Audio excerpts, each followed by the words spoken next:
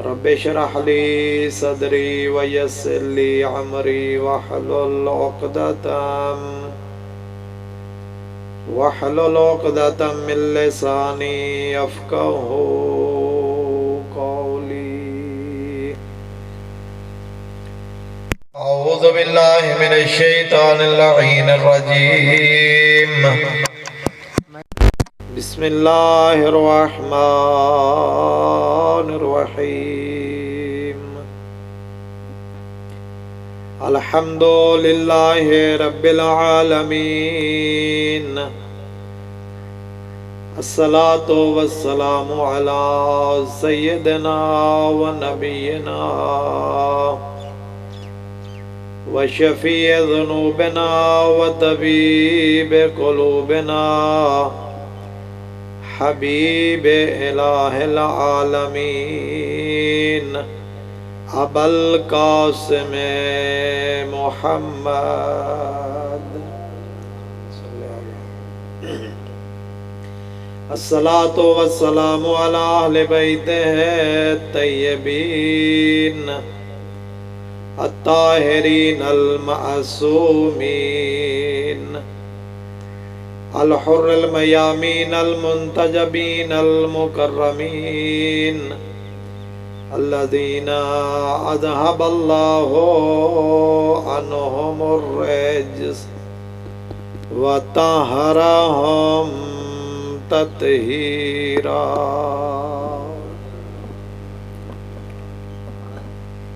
ورحمۃ اللہ علی شیعتہم ومحبیہم وموالیہم اجمعین ولعنۃ اللہ علی اعدائہم من یوم عداوتہم الی ابد العابدین.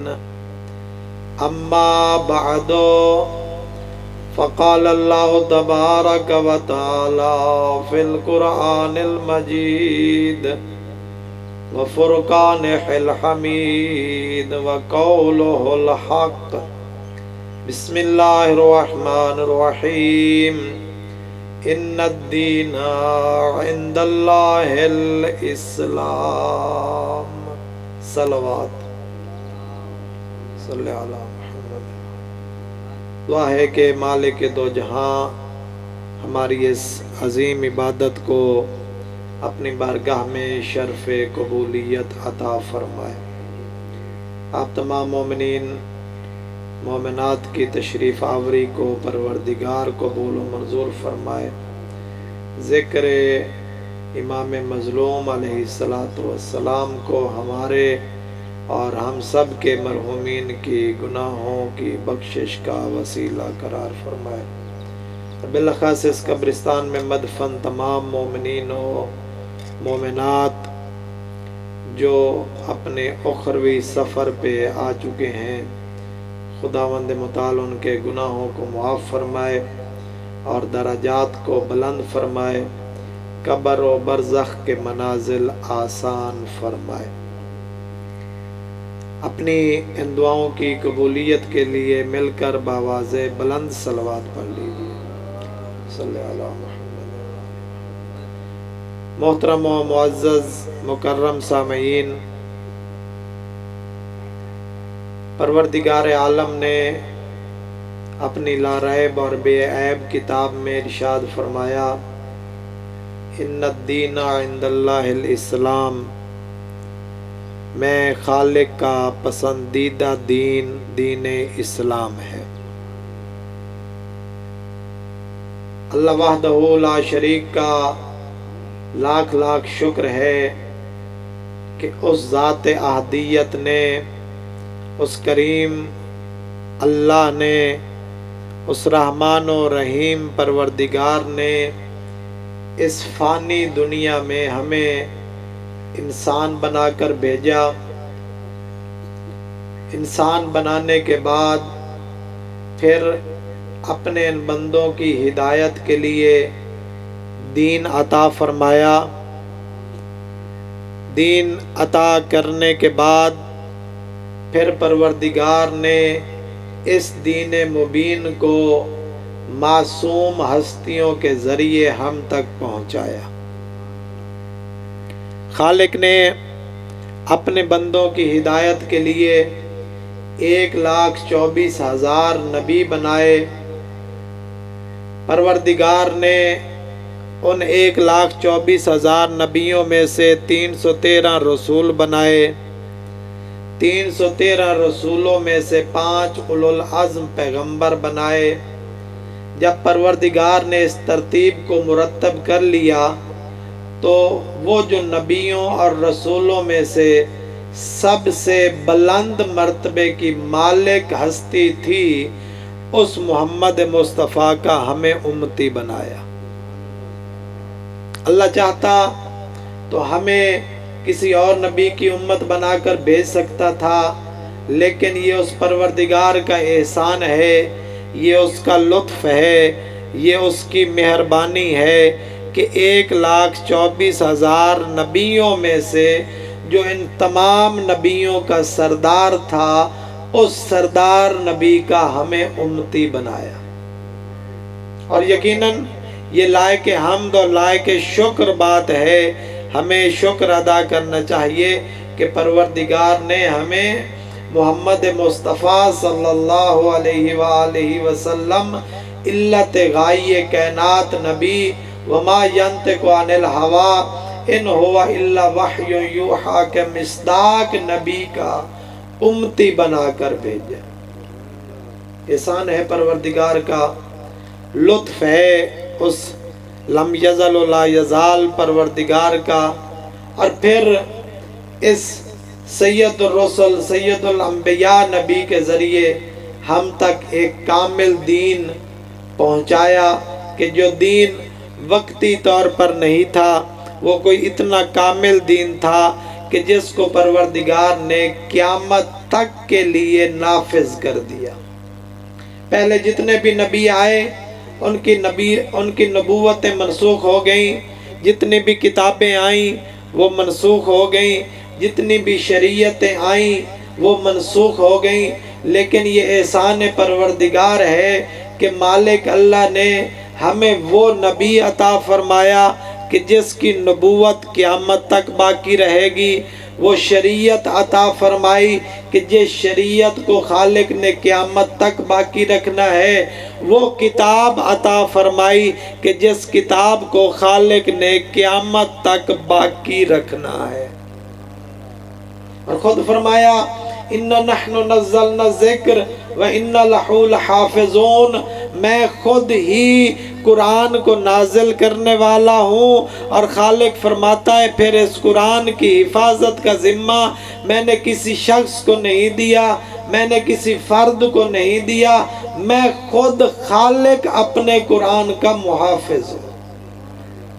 قرآن میں کوئی رد و بدل نہیں ہے، قیامت تک باقی رہنے والی کتاب ہے، قیامت تک باقی رہنے والی شریعت ہے، اور اس شریعت محمدی کو خالق نے اتنا کامل و اکمل بنایا کہ کوئی بھی فرد اس دنیا کا اور اس کائنات کا اپنا مسئلہ دین محمدی سے جاننا چاہے تو وہ جان سکتا ہے۔ اگر کوئی جاہل ہے تو وہ اپنی جہالت کا اقرار کرے، دین میں کوئی نقص نہیں ہے۔ دین کو کامل و اکمل بنا کے بھیجا، اور پھر جب دین بھیج لیا نا، پھر مالک نے یہ دنیا کا اصول بھی ہے، یہ دنیا کی رسم بھی ہے کہ جب کوئی لیڈر، جب کوئی بڑا کسی انقلاب کو برپا کرنا چاہتا ہے، کوئی تحریک چلانا چاہتا ہے، کوئی اپنا پیغام پہنچانا چاہتا ہے، تو پھر مالک اس پیغام کے مددگار بھی عطا کرتا ہے، کیونکہ بغیر معاونین کے، بغیر مددگاروں کے وہ اپنی تحریک کو اپنے عروج تک نہیں لے جا سکتا۔ وہ جو پیغام پہنچانا چاہتا تھا، وہ جو انقلاب لانا چاہتا تھا، وہ انقلاب بغیر مددگاروں کے نہیں آ سکتا۔ قدرت نے اپنے نبی مرسل کہ اس انقلاب کو، کہ جو ایک بہت بڑا انقلاب تھا، جو عقیدوں کا انقلاب تھا، جو بت پرستوں کے خلاف انقلاب تھا، جو پتھروں کی پوجا کرنے والوں کے خلاف کلمہ توحید برپا کرنے کا انقلاب تھا۔ اور یہ کوئی معمولی بات نہیں تھی، رسموں کے خلاف انقلاب نہیں تھا، رسموں کے خلاف آواز نہیں اٹھائی، بلکہ رحمت دو عالم نے کس لیے آواز اٹھائی؟ قولوا لا الہ الا اللہ تفلحوا۔ میں رسول تمہیں بتا کے جا رہا ہوں کہ لا الہ الا اللہ کا کلمہ پڑھ لو، میں مصطفیٰ ضمانت دیتا ہوں تمہاری فلاح ہو جائے گی، میں مصطفیٰ تمہاری آخرت کی فلاح کا ذمہ دار ہوں۔ ایک خدا کی عبادت کرو، پروردگار وحدہ لا شریک کے علاوہ کوئی لائق عبادت نہیں ہے، بتوں کی پوجا چھوڑ دو، ایک خدا کی عبادت کرنا شروع کرو۔ یہ پیغام تھا، یہ انقلاب تھا۔ اس انقلاب کو برپا کرنے کے لیے سابقہ نبیوں نے بھی بہت ساری قربانیاں دی، اللہ کے نبیوں نے بہت ساری تکالیف برداشت کی، زحمتیں برداشت کی، اور تاریخ کی کتابوں میں ملتا ہے کہ حضرت نوح علیہ السلام جب اللہ کی تبلیغ کے لیے نکلتے تھے، لوگ اتنے پتھر مارتے تھے کہ نوح جیسا نبی پتھروں کے نیچے دب جاتا تھا، چھپ جاتا تھا۔ نوح نبی پتھروں کے نیچے زخمی ہو جاتا تھا، اور نوح کے امتی یہ سمجھتے تھے کہ اب نوح ختم ہو گیا، نوح کا انتقال ہو گیا، دنیا سے چلا گیا، ہمارا اس نوح نبی سے بھی اور اس کی تبلیغ سے بھی جان چھوٹ گئی۔ وہ نوح کو پتھر مار کے گھر چلے جاتے تھے، خالق جناب جبرائیل کو بھیجتا، جہاں میرا نوح نبی پتھروں کے نیچے چھپا ہوا ہے، اپنے پر سے پتھر بھی ہٹا، نوح کے زخموں پہ اپنے پر بھی لگا، اور نوح کے زخموں کو شفا دے دے۔ جبرائیل آتا، اپنے پروں سے جناب نوح کو پتھروں سے نکالتا، زخمی نوح کے زخموں پہ اپنے پر کو مس کرتا، اور نوح کو شفا ہو جاتی۔ دوسرے دن انہی پتھروں کے ڈھیر پہ نوح نبی خدا کی وحدانیت کی تبلیغ کرتا۔ اور یہاں میں یہ جملہ کہوں، آپ مومنین کی سماعتوں کی نظر کروں کہ اگر نبی زخمی ہو جائے تو خدا فرشتوں کو بھیجتا ہے کہ جاؤ اپنے پروں سے نوح کو شفا دو، اور اگر کبھی تاریخ میں فرشتے زخمی ہو جائیں اور فطرس کے پر جل جائیں تو پھر خالق کی آواز آتی ہے، جبرائیل فطرس کو ویرانے سے اٹھا، حسین کے جھولے سے مس کر، میں فطرس کو پر عطا کر دوں گا۔ یا نبیوں کے زخم فرشتوں کے پروں سے ان کو شفا ملے، اور جن فرشتوں کو حسین کے جھولے سے شفا ملے اسے اہل بیت رسول کہتے ہیں۔ بڑی اذیتیں برداشت کی، نبیوں کو پتھر مارے گئے، آرے کے ساتھ چیر دیا گیا، اور نمرود نے تو پھر انتہا کر دی۔ خدا کا خلیل نبی تھا ابراہیم، آگ میں ڈال دیا، آگ میں ڈال دیا جناب ابراہیم کو نمرود نے۔ اور جب منجنیق کے ذریعے پھینکا نا آگ میں، ہوا میں جا رہا تھا جناب ابراہیم آگ کی طرف، جبرائیل نے خدا کی بارگاہ میں عرض کیا، پروردگار اس پوری دنیا میں، اس بھری دھرتی پر ایک ابراہیم ہی تو ہے تیری توحید کا کلمہ پڑھنے والا، اور وہ بھی آگ میں جلنے کے لیے جا رہا ہے، میرے اللہ اپنے ابراہیم کو بچاتا کیوں نہیں ہے؟ خالق کی آواز آئی، جبرائیل جا، اگر ابراہیم تیری مدد مانگتا ہے تو جا مدد کر۔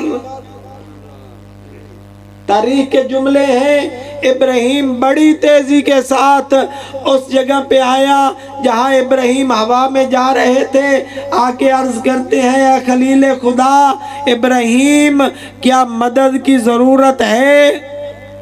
تو جو آگ میں جلنے کے لیے جا رہا ہے کیا تجھے مدد کی ضرورت ہے؟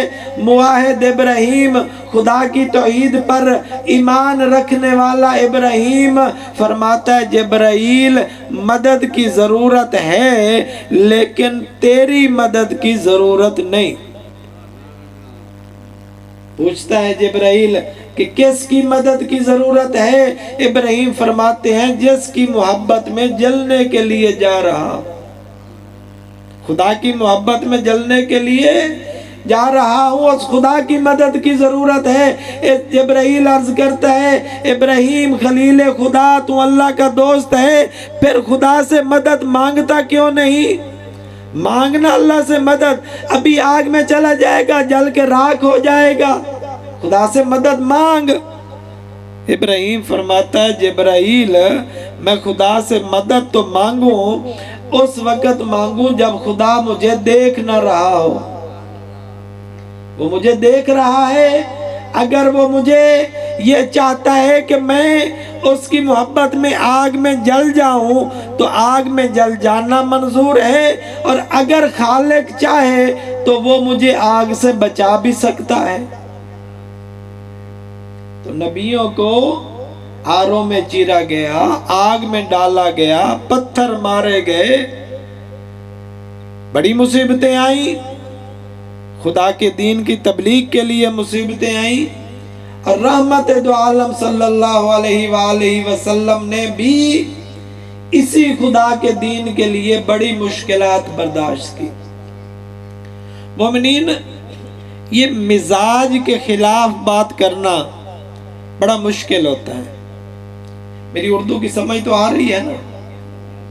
مزاج کے خلاف بات کرنا بڑا مشکل ہوتا ہے۔ یہ بچے بیٹھے ہیں نا مجلس میں، ان کے مزاج میں ہوتا ہے کھیلنا۔ اگر آپ میں سے کوئی اٹھ کے ان بچوں کو ایک دو کھلونے دے دے، آؤ بچوں کھیلو، بچے بڑے خوش ہو جائیں گے، کیونکہ ان کے مزاج میں کھیلنا کودنا ہوتا ہے، خوش میں ان کے مزاج کی بات ہے۔ اور اگر آپ اپنے بچے کو کہہ دیں کہ بیٹا آپ کھیلنے کی بس کرو، اپنا بستہ اٹھاؤ اور ہوم ورک کرو، تو اس کا بچے کا موڈ بن جائے گا۔ اچھا خاصا کھیل رہے تھے، اب بابا نے سختی کر دی، ہوم ورک کا کہہ دیا، شور مچانا شروع کر دے گا۔ مزاج کے خلاف بات ہو گئی نا۔ مزاج کے مطابق بات کرنا آسان ہوتا ہے، اور مزاج کے خلاف ایک نوجوان ہے، چوک میں کھڑا ہے، دوستوں کے ساتھ گپے شپے ہانک رہا ہے، اس کا بابا آ جائے اور اس کو کمر پہ تھپکی دے کے کہے اچھا بیٹا اپنے دوستوں کے ساتھ گپے لگاتا رہے، وہ نوجوان کہے گا ہمارا بابا ماشاءاللہ بڑا اچھا ہے، میرے باپ جیسا تو کوئی باپ ہی نہیں ہے، ہمیں چوک میں کھڑا ہونے کے لیے شاباش دے رہا ہے۔ اور اگر وہی باپ کہہ دے کہ بیٹا آپ کھیلنے کی بس کر، گپ لگانے کی بس کر، مسجد سے اذان کی آواز آ رہی ہے، چل نماز کی طرف چلے، تو اس نوجوان کا موڈ خراب ہو جائے گا۔ مزاج کے خلاف بات ہو گئی نا۔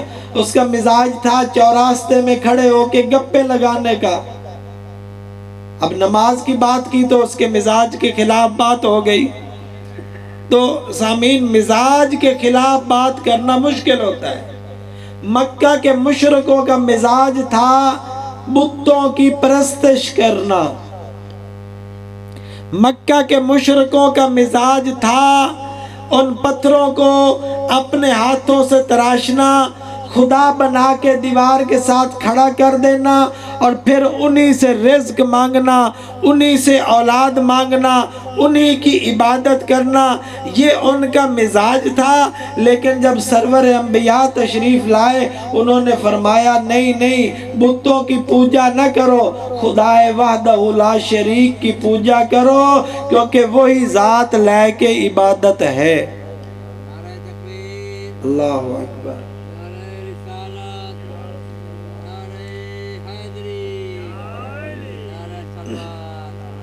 صلی اللہ علیہ وسلم۔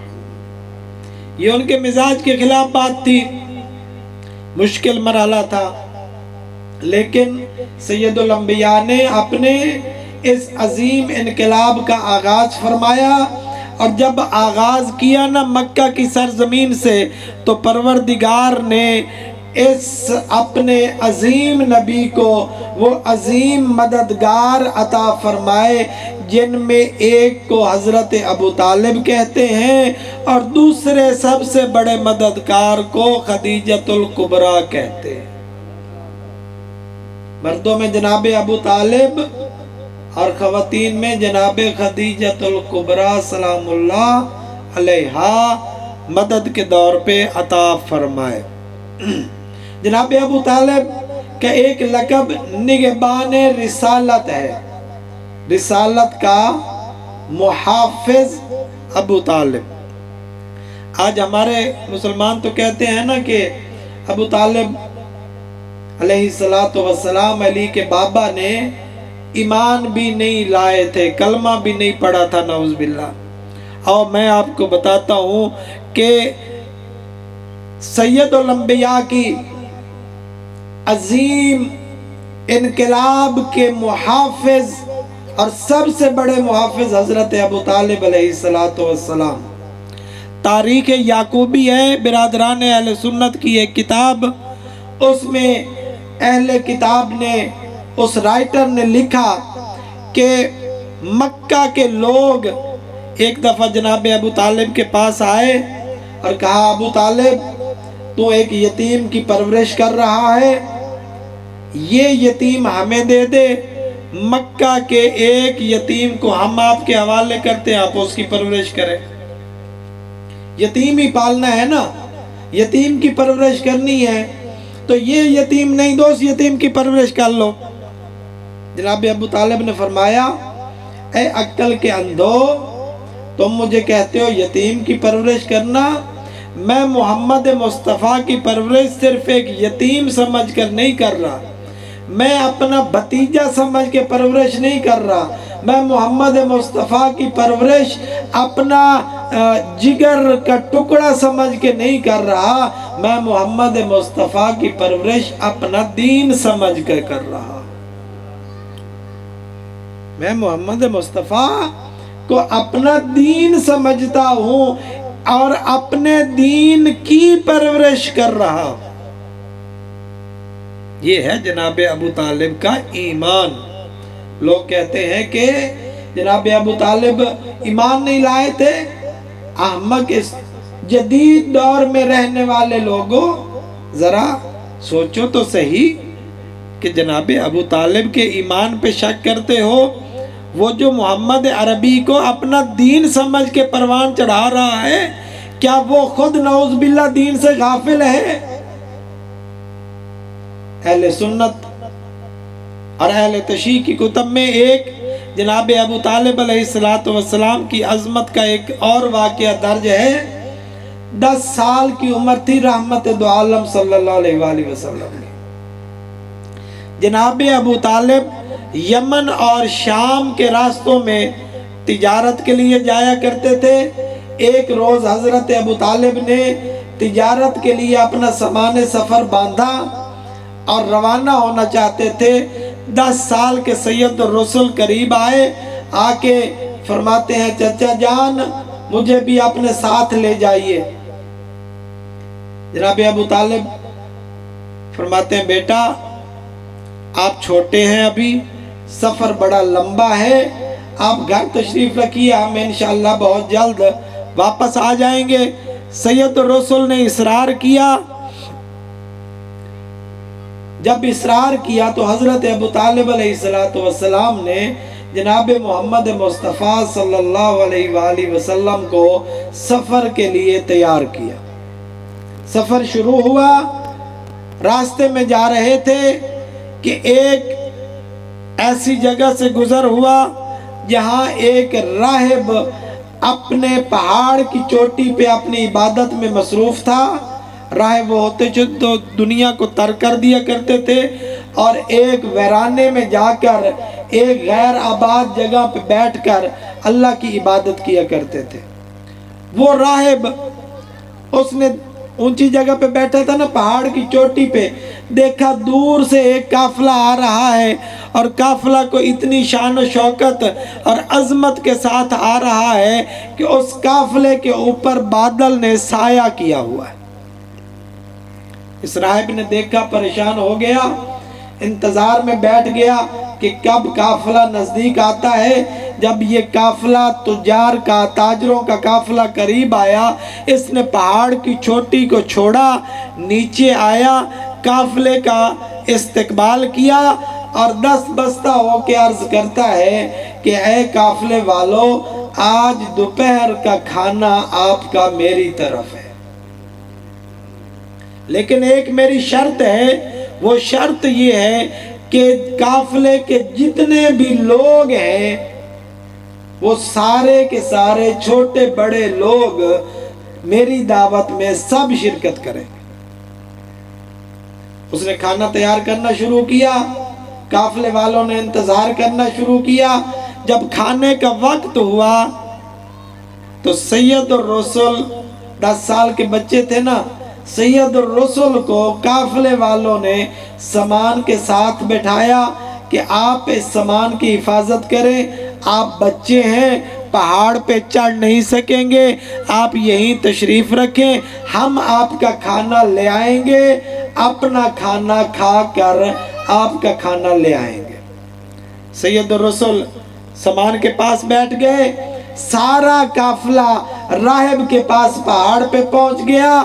جب پہنچا نا قافلہ راہب کے پاس تو وہ پوچھتا ہے کیا سب لوگ آ گئے ہو؟ کیا آپ تمام لوگ آ گئے ہو؟ فرمایا ہاں، ہم سب کے سب آ گئے ہیں۔ راہب پوچھتا ہے، میں دوبارہ پوچھتا ہوں، سارے آ گئے ہو؟ اس وقت جناب ابو طالب نے فرمایا، ایک 10 سال کا بچہ میرا بھتیجا تھا، اس کو سامان کے پاس چھوڑ کر آئے ہیں۔ راہب دل ہی دل میں کہتا ہے، واہ دعوت کھانے والو، جس ہستی کی خاطر میں نے دعوت دی اس کو پیچھے چھوڑ کے آ گئے ہو۔ راہب نے دیکھا نا، یہ قافلہ تو سارا یہاں موجود ہے، لیکن وہ بادل کا ٹکڑا تو ادھر موجود ہے۔ اس نے کہا پیچھے کوئی رہ گیا ہے؟ تو کہا ایک بچہ، اس کو واپس چھوڑ آئے۔ اس راہب نے کہا اس بچے کو بھی اپنے ساتھ لے کر آؤ۔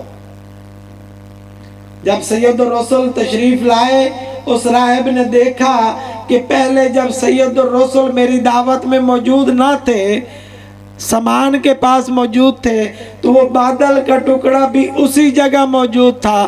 اب سید الرسل میرے پاس ہیں تو بادل کا ٹکڑا بھی میرے پاس آ چکا ہے۔ وہ اپنی سابقہ کتب میں پڑھ چکا تھا، تورات انجیل میں پڑھ چکا تھا کہ ایک وقت آنے والا ہے، ایک اللہ کا ایسا نبی تشریف لانے والا ہے کہ جس پہ بادل سایہ کرے گا، وہ اس جگہ سے گزرے گا، اس درخت کے پاس بیٹھے گا۔ آج سید الرسل اس درخت کے پاس جب تشریف فرما ہوئے تو یہ آگے بڑھ کر دست بستہ عرض کرتا ہے، اگر شہزادے اجازت ہو تو میں آپ کے شانوں سے یہ لباس اتار لوں، میں کچھ نشانیاں دیکھنا چاہتا ہوں۔ تو سید الرسل نے اجازت دی۔ جب اجازت ملی تو اس وقت مہر نبوت کو بڑھ کے اس نے چوما اور پوچھا اس شہزادے کا والد کون ہے؟ جناب ابو طالب نے فرمایا میں والد ہوں۔ راہب کہتا میں نے تو اپنی کتابوں میں پڑھا ہے کہ اس نبیوں کے سردار کی ولادت سے پہلے اس کے بابا کا انتقال ہو جائے گا، اس کے بابا کا انتقال ہو جائے گا۔ جناب ابو طالب نے فرمایا میں اس کا چچا ہوں، اس کا بابا عبداللہ میرا بھائی تھا، وہ انتقال کر چکے، اب میں اپنے بھتیجے کی دین سمجھ کے پرورش کر رہا ہوں۔ اس راہب نے اس وقت کہا ابو طالب اس بچے کی حفاظت کرنا، یہ قیامت تک کے لوگوں کے لیے خدا کا آخری نبی ہے۔ مومنین میں یہاں عرض کرتا ہوں اس راہب کو پتہ چل گیا، ایک لمحہ دیکھا، سید الرسول کی مہر نبوت کیا چوما اور حضرت کی زیارت کی۔ میں کہتا ہوں راہب کو پتہ چل گیا کہ یہ اللہ کا آخری نبی ہے، اور جس ابو طالب کی گود میں سید الرسول پروان چڑھتے رہے، کیا اس کو پتہ نہیں چلا کہ یہ اللہ کا نبی ہے؟ یا جناب ابو طالب سید الرسول کی حفاظت فرما رہے ہیں اپنا دین سمجھ کر، اللہ کا آخری نبی سمجھ کر۔ اور یقیناً کون کہتا ہے کہ جناب ابو طالب نے اپنے لخت جگر پہ ایمان نہیں لایا تھا؟ جو دین سمجھ کے پرورش کر رہا ہے، کیا وہ ایمان نہیں لائے تھے ابو طالب؟ بہت بڑے معاون، بہت بڑے مددگار جناب ابو طالب اور جناب خدیجۃ الکبریٰ سلام اللہ علیہا۔ اور تاریخ میں لکھنے والے مورخین نے کہ اگر خدیجۃ الکبریٰ کا مال ملکۃ العرب بی بی کا مال نہ ہوتا اور جناب ابو طالب کے شہزادے جناب علی کی تلوار نہ ہوتی، دین پروان نہ چڑھ سکتا۔ اور یہی وجہ ہے عزادارو مومنین کہ جناب ابو طالب علیہ السلام شیب ابی طالب میں اپنے نبی بھتیجے کی حفاظت یوں فرمایا کرتے تھے کہ کبھی رات کے دشمنوں کے پہرے میں، کبھی رات کے لمحے میں اٹھ کے علی کو رسول کے بستر پر سلاتے تھے، کبھی رسول کو علی کے بستر پر سلاتے تھے۔ بآواز بلند صلوات پڑھ لیجئے۔ قبلہ صاحب کی آمد پر دوبارہ بآواز بلند صلوات۔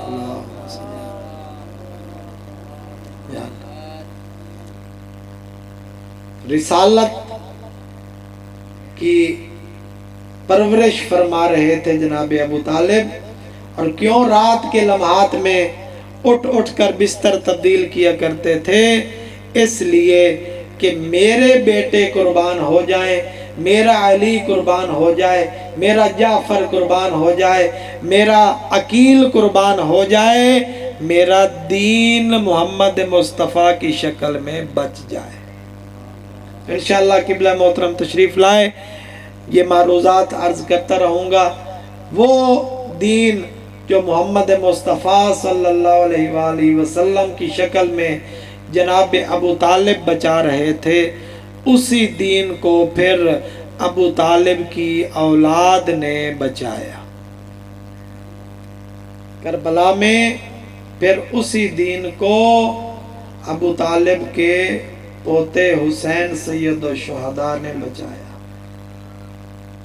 اور یوں فرمایا کہ میرے اللہ جب بیٹوں کے لاشیں اٹھا رہے تھے تو اس وقت آسمان کی طرف رخ کر کے یہ عرض کرتے ہیں، میرے اللہ تو بھی دیکھ رہا ہے میں تیری محبت میں اپنی اولاد کو ذبح کروا رہا ہوں، تیری رضا کی خاطر میں اپنے بچوں کو یتیم کروا رہا ہوں، یہ سب کچھ برداشت کر رہا ہوں صرف اس لیے کہ تیری ذات مجھے دیکھ رہی ہے۔ زادارو ایام چہلوں میں ہے،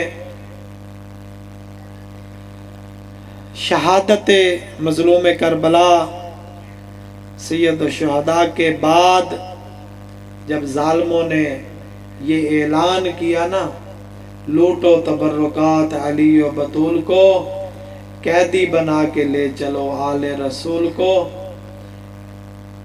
زمین کربلا میں زلزلہ آیا، سرخ و سیاہ آندھیاں چلی، ادھر قتل حسین کی آواز غائب سے بلند ہوئی، ادھر رسول زادیوں کے پردے اجڑنے لگے۔ اور کمینہ کہتا تھا میں نے 2 جملے کہے عمر ابن سعد نے کہ میں نے قسم اٹھا رکھی ہے کہ قتل حسین کے بعد ایک تو سید الشہداء کے لاشے کو پامال کروں گا، اور رسول زادیوں کے ہاتھوں میں رسیاں پہنا، اور بدبخت نے قتل حسین کے بعد جو اعلان کیا کہ کوئی ہے جو رسول کے بیٹے کے جنازے کو پامال کرے، 10 ولد و زنا گھوڑوں پہ سوار ہوئے، جن گھوڑوں کو تازہ سمیں لگی ہوئی تھی، تازہ نالیں لگی ہوئی تھی، وہ گھوڑے آئے، مشرق کے گھوڑے مغرب کو دوڑ گئے، مغرب کے گھوڑے مشرق کو دوڑ گئے، حسین کا سینہ پشت کی ہڈیوں کے ساتھ مل گیا۔